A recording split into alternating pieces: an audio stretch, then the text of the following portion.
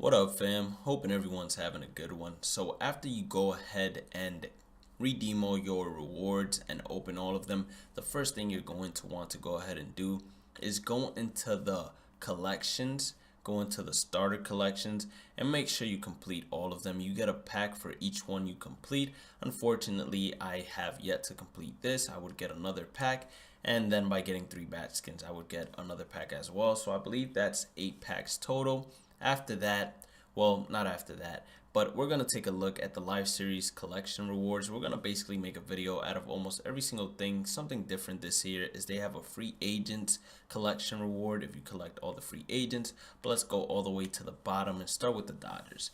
So if you collect all of the Dodgers, you get Oral HERSHISER. Not a bad pitcher. He does have a sinker, curveball, changeup. I like my pitchers with a slider. He has 3 fastballs if you ask me. Not exactly my go-to guy, but he seems usable at least. We're going to go now to the Padres. 88 overall, Adrian Gonzalez. Great hitter against right-handed pitching. Great power hitter versus left-hander. He's decent. More of a platoon hitter if you ask me. We're going to go ahead and go to the Giants. Orlando Cepeda. Now, I believe these rewards are less because the players you have to buy, maybe they don't have as many diamonds or they don't have as many golds, so it's not as expensive. This is not a bad first baseman, but definitely not somebody you're using N tier if you ask me. We're going to the Rockies and you get 86 overall Cargo. Not a bad card, but some of the starter diamonds definitely blow this out of the water as well. So far, Oral HERSHISER has been the only starter that I've seen, or the only diamond I've seen that goes end game. This Mark Reynolds is actually pretty good. He's good for a budget squad as well as end game, using him as a pinch hitter since he does have power versus both sides. We're going to go ahead and go to the Cardinals. You get the 87 overall Albert Pujols. Good power on both sides, great contact hitter, and he's a utility player, but that fielding is probably going to take a toll if you take him out of left field, even though it's already bad. Pirates, you get Willie Stargell. Not a bad card. Great power hitter, platoon hitter. Don't see him really going end game at all. Jonathan Lucroy. Nobody likes Jonathan Lucroy apparently in this game. So there's that. And then for the Reds, you have Dave Parker. I believe we saw a version of Dave Parker in last year's game. This version doesn't seem too bad, but it doesn't seem end game either. Then we're going to the Cubs. Ryan Sandberg, good contact hitter, decent power, but great fielding at second base.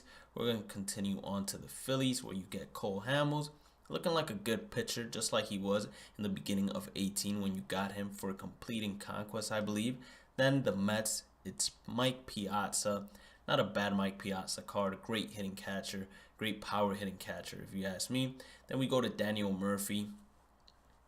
Looks like a decent fielding second baseman, or okay, I should say, but his pop, it's where it's at. Then we're going to go ahead to the Marlins. You get a reliever, and that walk per 9 is scary, but anything besides that, it's a card you have to get. He has good pitch types as well. Then we're going on to the Braves. Warren Spahn. His windup is a little bit atrocious, but his pitch types are good. So if you find a way to work with him, I could see this being maybe one of the cards you use towards middle of the game. I don't know if it'll be end game, but definitely a card worth looking at. Mike Scott, everybody loves using this card. I don't know if splitters are going to be as effective, but this definitely seems like an end game card to me at least. Then we're going to go to the Rangers. Derek Holland.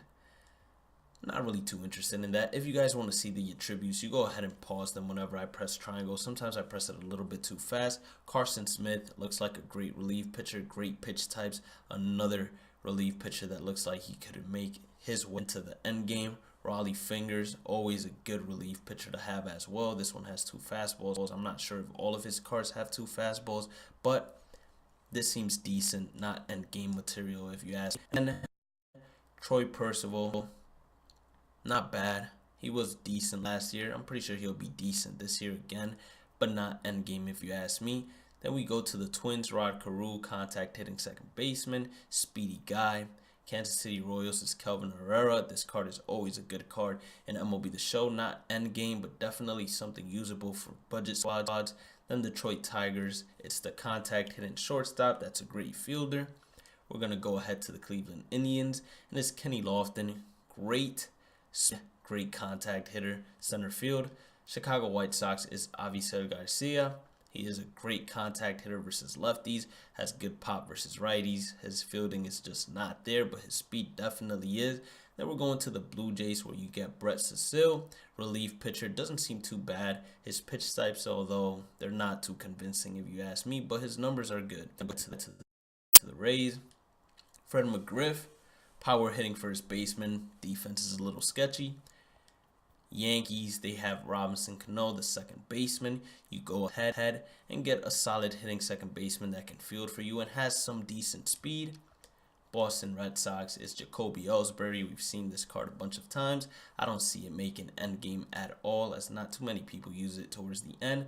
Jonathan Scope, this is a pretty decent budget second baseman for anybody looking for a second baseman to start the game, and most likely not going after Joe Morgan as one of the first signature series cards. And now we're going to go into the big boys. So we're starting off with the free agents. If you collect all of them, you get stubs and experience. And the same thing goes for collecting 40, 80, 120, and all. For collecting the West, you get Rob Nen. Looking at his stats, always an amazing card. I'm pretty sure he's going to be endgame material this year, as well as his walks per 9 is amazing, following amazing hit per 9 and K per 9, plus that clutch. He's a go-to guy if you ask me. Central, it's Jim Edmonds. Jim Edmonds, great power versus right, but I do believe there are going to be a lot of options for the outfield, so don't really see this really being endgame if you ask me. In the East, we have Eddie Matthews, and I rate with this card, so I'm definitely looking forward to maybe obtaining him very soon. And then in the West, we have Vita Blue. This guy, not exactly a pitcher that's used too much, but he's not bad. He's not bad, honestly, but he's not exactly your go-to guy either. I don't see him making endgame either. And then for the American League Central, you have Harmon Killebrew. He has great power against both sides.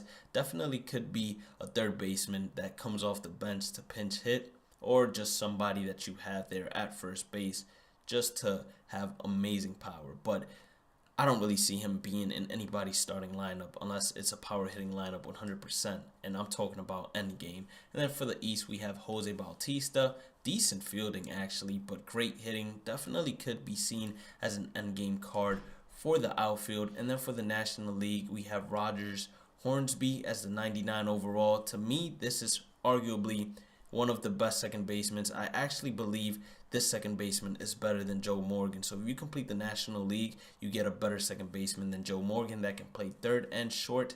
And then if you complete the American League, you get Pudge Rodriguez. Now, to me, these stats are decent, but your cap can definitely do better. So I'm still creating my cap at the catcher position. And then if you collect the entire majors, you get your boy Willie Mays with some of the most amazing stats I've ever seen for a center fielder. So obviously this is your go-to guy end game for center field.